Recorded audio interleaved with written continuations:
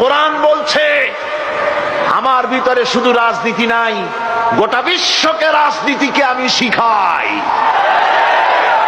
অর্থনীতি শিখাই, পৃথিবী চলবে কিভাবে তা আমি দেখাই।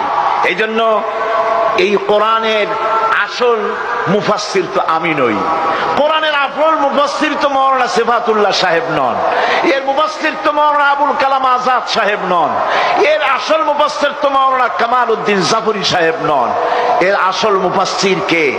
কোরআনের আসল মুফাসসির, জেনুইন অথেন্টিক ইন্টারপ্রেটার, আল্লাহর পক্ষ থেকে নিয়োগ প্রাপ্ত মূল মুফাসসির যিনি, মূল তরজমানুল কোরআন, কোরআনের ভাষ্যকার যিনি, তিনি হচ্ছেন সর্বকালের সর্বযুগের সর্বশ্রেষ্ঠ মহামানব বিশ্বনবী জনাবে মুহাম্মদ রাসূলুল্লাহ সাল্লাল্লাহু আলাইহি ওয়াসাল্লাম।